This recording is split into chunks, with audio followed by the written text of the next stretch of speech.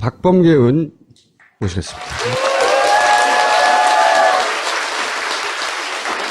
첫 번째로 다루실 거는 이제 정윤회 문건 사건, 그리고 세월호, 이 두 가지를 오늘 하실 거고, 향후 하실 게 많대요. 네.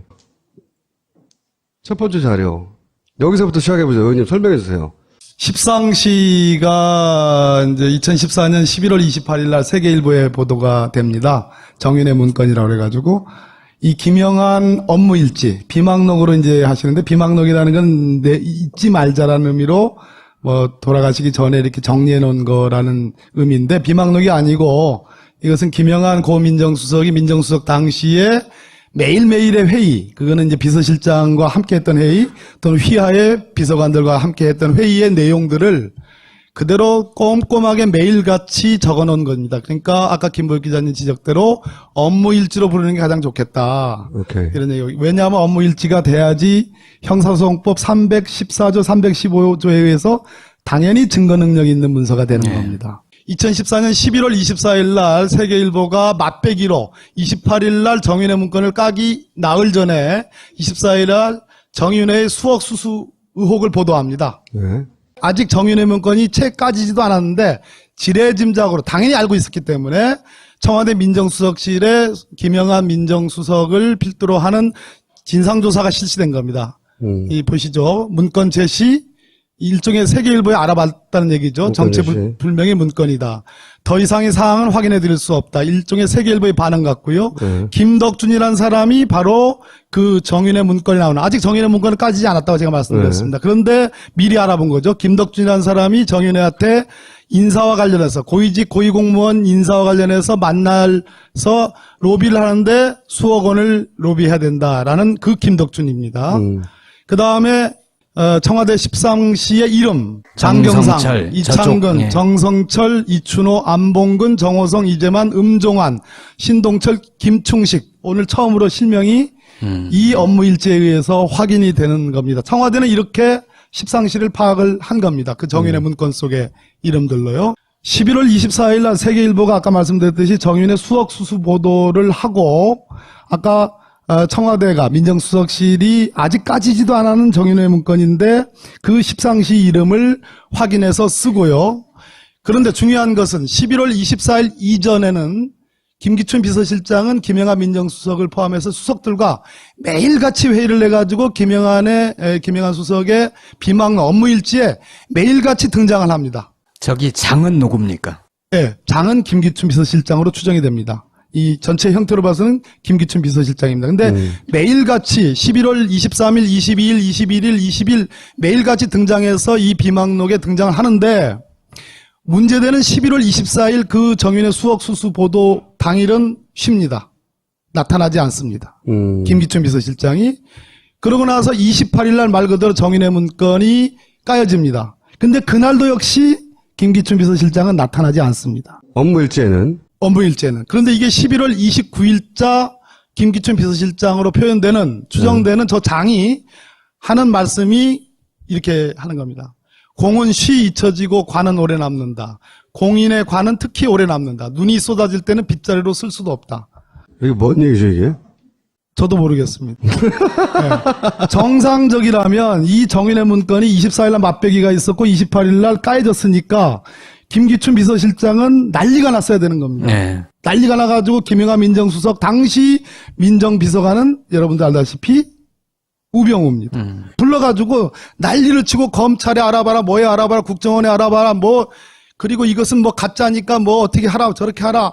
난리를 쳐야 되는데 저렇게 선문답 같은, 도사 같은 얘기를 하고 있습니다. 정작 24일과 28일은 나타나지가 않고요. 김기춘의 주장은 저런 게 자기 워딩이 아니라 김영환의 주관적인 느낌을 남긴 거다라고 얘기하잖아요. 청문회 와서 그렇게 얘기했죠. 예. 김기춘이 이제 피의자로 와서 그런 말을 하면 판사가 보통 그걸 받아들입니까?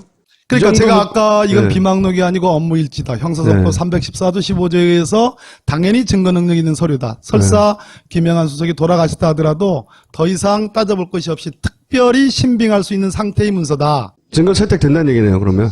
그러니까 대통령이 한 말을 적을 때는 대통령령에 한자로 령을 쓰고요. 령. 비서실장인 김기춘 비서실장의 말은 장을 썼고요. 그리고 나머지 것은 김영한 민정수석이 민정수석으로서 저도 뭐 민정비서관을 노무현 대통령이 모시고 한 사람입니다. 민정비서관, 공직기강비서관, 뭐 법무비서관 등의 비서관 회의에 대해서는 아무런 표시 없이 그냥 자기 의견은 자기 지시사항을 적습니다. 일관되게. 예, 그러한 형식이 아주 일관되게 나와 있기 때문에 이것은 뭐 판사 앞에 가져가면 빼도 박도 못하는 것이다 이런 말씀드립니다. 그리고 자 6일 날 김영한 민정수석은 재직 기간이 길지 않습니다. 나름대로 이 비망록 업무일지를 보면 굉장히 자기 일에 충실했던 것으로 보여집니다. 그렇다고 제가 찬양하거나 칭송하는 건 아닙니다. 이 양반은 TK 출신의 전형적인 보수 검사 출신의 민정수석입니다. 그 이상도 이하도 아닙니다. 다만 인간으로서의 고뇌가 있었다는 측면, 이분이 결국은 위로는 검찰 정말 엘리트 출신의 김기춘 비서실장과 아래로는 진짜 엘리트 출신의 우빙우 민정비서관의 가운데 샌드위치 껴가지고 철저하게 배제당하고 사실상 왕따당하는 속에서 난데없이 국회에서 운영위원회 열 테니까 네가 대신 나가서 얘기해라. 김영한 입장에서 나 아는 것이 없는데 이럴 때는 나가서 몸바지하라고 하니까 돌아버린 겁니다. 그래서 사표를 내고 나와가지고 매일같이 어머님의 증언에 의하면 엄청난 양의 술을 마셔가지고 급성 간암으로 50대 후반에 돌아가신 겁니다. 그런데 이 12월 6일자 토요일 날 김영한 민정수석의 이 업무 일지의 내용 보면 이건 본인의 지시나 생각을 담은 것 같습니다. 여론은 국정 개입의 진실을 밝혀야 한다는 취지라고 분명하게 적고 있습니다. 일종의 보수적인 검사 출신의 민정수석으로서 자기 일에 충실하고 박근혜 정권에 철저하게 충성하면서도 한편으로는 정윤회라는 비선 실세 국정농단의 의혹이 밝혀지니까 시중 여론은 국정 개입의 진실을 밝혀야 된다라는 그러한 자기 고뇌를 담은 거 아니냐라는 그런 말씀입니다. 여기는 장이 없네요. 그러니까 장이 없습니다. 이게 이제 본인의 생각을 담은 거다 말하자면. 그렇게 보여집니다. 네. 자, 그리고 그 다음 날. 자, 정윤회 문건이 뭐냐 하면 결국 십상시 이 정윤회를 중심으로 하는 문고리 3인방과 십상시들이 권력을 호가호위하는데 김기춘 비서실장이 임용돼가지고 실장이 된 지가 얼마 안 되는데도 불구하고 2014년 초에 김기춘을 교체해서 잘라버려야 되겠다 이런 내용을 담고 있는 내용입니다. 그러면 당사자인 김기춘 비서실장이 그런 내용을 알게 됐습니다.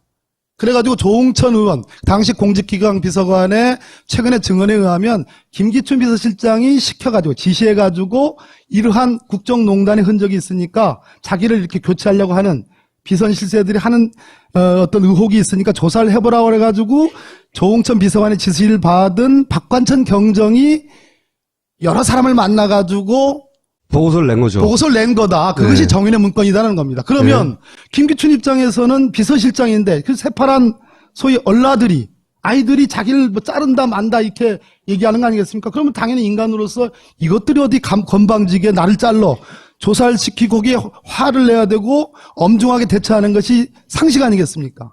그런 취지로 동아일보가 김기춘 교체서를 김기춘이 확인하고 그 직접 알아봐라고 지시했다라는 동아일보 보도, 이날짜 보도에 대해서 김기춘 비서실장이 김영한 민정수석에 한 얘기는 사실 무근이고 나는 사사로운 일에 지시 등을 하지 않아. 이렇게 반응을 했다는 겁니다. 고소해. 여기서 뭐가 나타납니까? 실제로 네. 김기춘 비서실장보다 문고리 3인방 비선 실세가 훨씬 높은 힘의 관계에 있었다라는 것이 그대로 단적으로 자기가 보도되고 시켜놓고 보도가 되니까 수석회의에서 나가 안 시켰다고 뻥을 까는 거네요. 그렇게 봐야 그렇게 표현하시는군요. 네. 자, 다음 넘어가 보겠습니다. 이 12월 13일에 또다시 장이 등장하네요. 장입니다. 김기춘입니다. 전반적으로 이 정윤회 문건과 이 국정농단의 서막입니다. 일종의. 네. 제가 오늘 진단하는 핵심은 김기춘 비서실장과 우병우 민정비서관, 물론 가운데 김영한 민정수석이 있었지만 그 당시 정윤회 문건이 터졌을 때 이 11월 28일 이즈음에는 사실상 정윤회는 어느 정도 힘에 박근혜 대통령으로부터 사실상 배제되기 시작한 시점입니다. 네. 그리고 뒤에 있는 어마어마한 실세, 어쩌면 박근혜 대통령보다 훨씬 센 최순실이라는 존재가 뒤에 있는 상황이었습니다. 그런데 그때 만약 정윤회 문건에 대해서 제대로 검찰이 수사했다라면 정윤회라는 비선 실세를 밝혀냈을 뿐더러 더 나가서 그보다 훨씬 더 센 실세인 최순실을 밝혀낼 수 있는 가능성이 높았고 만약 그때 그 부분에 대한 수사를 제대로 했더라면 오늘날 미르나 K스포츠재단과 같은 이러한 국기문란의 국정농단의 사태는 없었을 거다라는 겁니다. 그런데 이 12월 13일자 김기춘 비서실장의 정윤회 문건에 대한 평가입니다. 판단입니다. 이게 무슨 이권 개입이나 부정부패 사례가 아니다. 안보 관련 비밀 유출 사례도 아니다. 기강 회의이긴 하나 개인 일탈적 성격에 불과하다. 온 나라가 들끓을 사안이 아니다. 황색지, 여긴 세계일보를 얘기합니다. 황색지 작태에 지나치게 반응하는 것이다. 이렇게 철저하게 어마어마한 국정농단의 서막이 열린 건데 철저하게 이 사태의 본질을 의미 축소를 하는 거로 뭉개고 갈 수 있다. 뭉개고 갈 수 있다는 얘기입니다. 최순실을 보호해준 건 이제 말하자면 김유춘이었던 거죠. 결국은 제가 오늘 드리고 싶은 말씀은 정윤회 씨는 2014년 3월까지는 적어도 박근혜 대통령을 중심으로 하고 좌우로 이 부부가 좌우로 공동의 권력자들이었습니다. 그런데 3월에 어떤 일이 벌어지냐면 소위 시사저널에 박지만 미행설이 보도가 됩니다. 이걸 가지고 청와대 본관이라면 대통령을 의미합니다. 청와대 본관에서 난리가 났다는 겁니다. 실제로 이 업무 일지에 보면 대통령이 여기에 대해서 굉장히 대노했다라는 그런 그 기재 내용이 나옵니다. 무슨 얘기냐면 그때부터 이제 정윤회는 맛이 가기 시작합니다. 그리고 정윤회와 최순실의 이혼 조정 절차가 법원에서 시작이 돼가지고 그로부터 한 2, 3개월 뒤에 완전하게 이혼을 하게 됩니다. 그리고 결정적으로 세계일보의 이 정윤회 문건 보도와 이 수사 과정, 감찰 과정에서 우병우 비서관의 혁혁한 공에 의해서 정윤회라는 이 문제만 도드라지고 최순실이라는 비선실세가 전혀 드러나지 않음으로써 정윤회는 완전히 권력에서 배제되고 박근혜 대통령으로부터 배제되고 최순실 유일 권력이 공고하게 되는 결정적인 장면이라는 겁니다. 그러니까 우병우가 그 역할로 민정수석이 된 거네요, 말하자면. 저는 그렇게 판단합니다. 한겨레 보도였는데, 결국은 이게 최순실을 남편으로 보고, 그 다음에 박근혜를 아내로 보고, 그리고 문고리 3인방을 사촌으로 보고, 요런 패밀리 비즈니스를 자기들끼리 한 거다. 검찰이 이제. 거기에 우병우는 끼어준 거고. 유일하게 그 패밀리 비즈니스에 끼어들은 게 우병우인데, 어떻게 끼어들었냐? 이때 이제 이 문건 사건을 무난하게 마무리해서, 그러니까 이거 문건 유출 사건을 만들고, 그 다음에 그 중간에 낀 사람들을 다 쳐내고 하는 그런 일들을 우병우가 매끈하게 해내서 이제 그 안에 들어갔다는 거죠. 그런 의혹이 충분히 가능합니다. 우병우가 민정비서관이 된 게 이제 2014년 5월 초입니다. 아까 제가 3월달 시사저널 미행 보도가 나와서 정윤회가 맛이 가기 시작했다고 그랬잖아요. 그러고 난 다음에 실제로 이 정윤회 문건이 생산된 시점은 2014년 1월입니다. 이미 그 당시에 기사에 의하면 최순실과 안봉근은 이러한 문건들이 만들어졌다라는 것을 알았다라는 그런 보도가 있습니다. 그걸 알고서 이 문건을 생산한 민정수석실의 박관철을 비롯한 13명의 민정수석실에 파견 나와 있는 경찰관들을 다 자르라라는 지시를 했다라는 보도가 나옵니다. 상당히 사실에 근접합니다.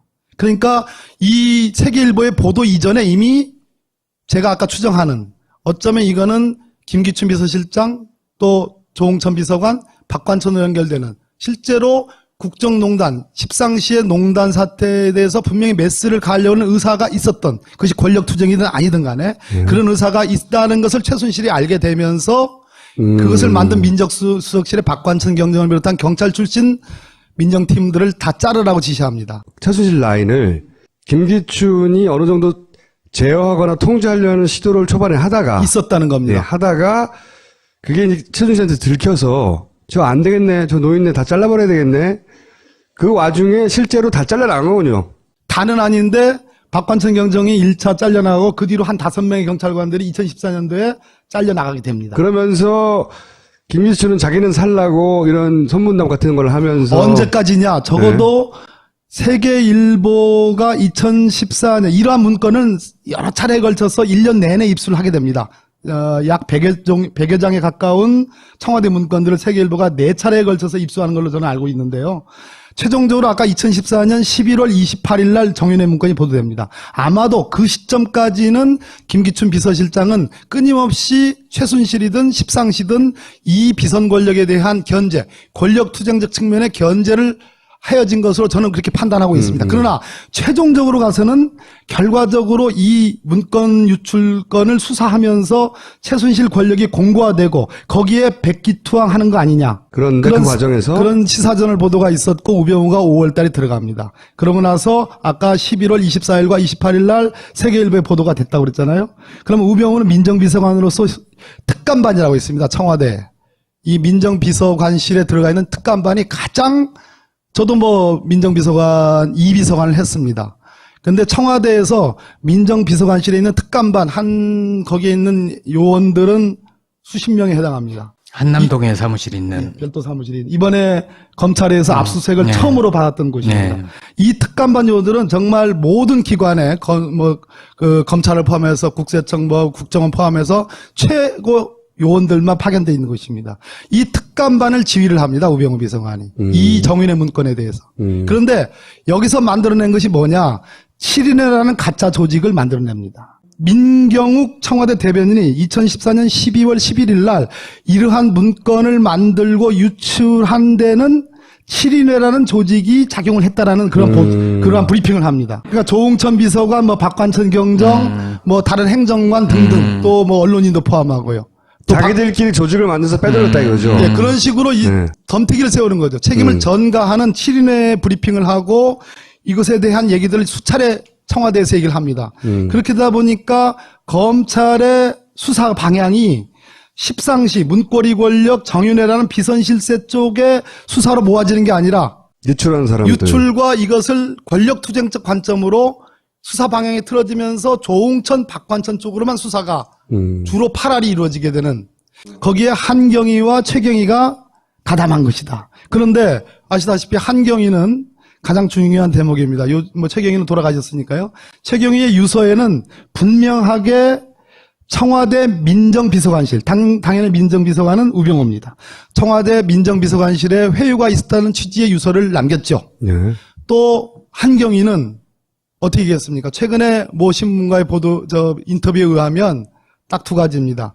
청와대 민정비서관실에서 자기가 복사해서 최경희에게 넘겨준 것처럼 하면 그것이 이제 청와대 민정비서관실의 피모 행정관이 그렇게 자기를 회유했다는 겁니다. 그렇게 하면 불기소 해줄 수도 있다라는 것을 최경희 유서와 똑같은 내용을 했고요.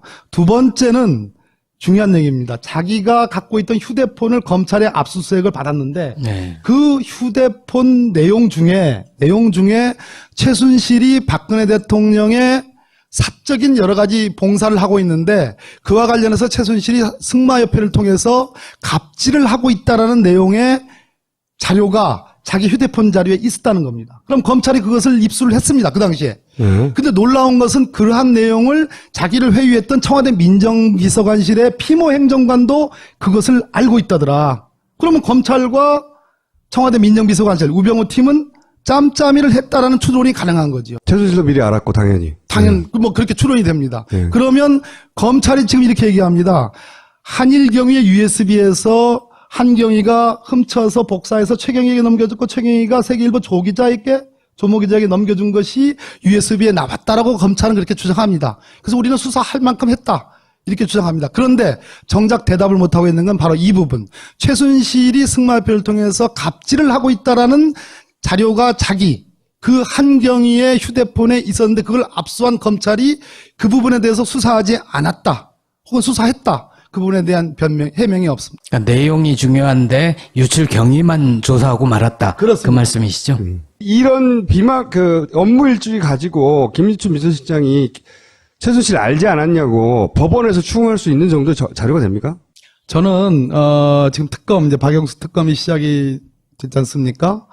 20일부터 본격적인 수사를 할 수 있는데 다행스러운 거는 특검이 지금 준비 기간 중에도 수사를 할 수 있다. 예를 들어 강제 수사를 할 수 있다. 이런 취지의 특검보의 브리핑이 있었습니다. 이 얘기는 제가 듣기로는 압수수색이 멀지 않았다라는 느낌이 들거든요. 그러면 박영수 특검의 압수수색 1호는 어디가 돼야 될까요? 이미 청와대도 뭐 검찰이 압수수색 했고요. 삼성도 뭐 들어갔고요. 롯데도 들어갔고 여러 군데 했습니다.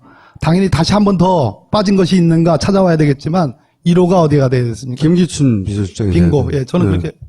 박근혜 정권에서 정윤회, 최순실의 이 국정농단을 사실상 완전하게 드러낼 수 있는 기회들이 수차례 있었고 저 문건들을 회수할 수 있는 기회들이 수차례 있었는데 사실상 이것을 적절하게 활용해가면서 자기 권력을 공고히 하면서 실제적으로 이 국정농단의 시스템에 최종 방어막을 했던 아까 저에게 들어오시기 전에 우리 김어준 총재께서 말씀하신 공작과 기획의 이 거두라고 보여지는 이 김기춘 비서실장에 대한 압수수색이 저는 1호다라는 생각이 듭니다.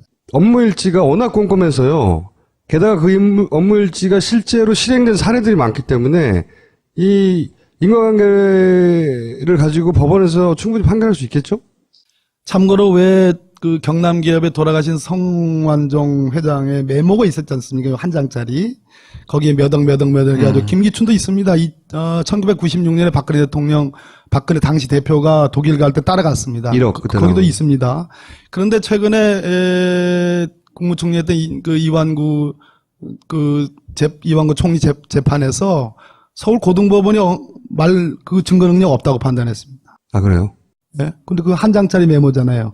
그 1심에서는 증거 능력이 있다고 판단했습니다. 그런데 그게 죽기 전에 적은 거잖아요. 예, 한 장짜리. 예. 근데 그 좋다 이겁니다. 그 한 장짜리와 이건 다르지 않습니까? 너무나 디테일하고 너무나 상세하기 때문에 이것은 피해갈 수 없다고 저는 봅니다. 법원에 대해서 끊임없이 간섭한 거 실제로 대법관, 서울대 양창수 교수가 대법관이 됩니다. 그 후임 대법관을 인사한 데서 반드시 검찰 인사를 세워야 된다라는 아주 집요한 얘기들이 여기 쭉 나옵니다. 네. 그렇죠. 청와대가 법원에 대해서 워치를 한 거 아니냐. 영어로 말씀드려서 죄송합니다. 한글로 사찰을 했다라는 것과 영어로 워치를 했다. 이게 같은 표현인지는 모르겠습니다. 근데 영어로 워치를 했다면 조금 약해진 느낌이 들어가지고 제가 굳이 워치라는 표현을 썼다는 점.